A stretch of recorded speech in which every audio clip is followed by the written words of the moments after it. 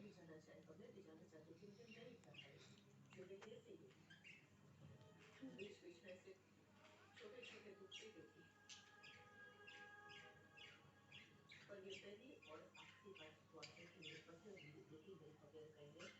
अगली बार वजह चाहे जो भी हो,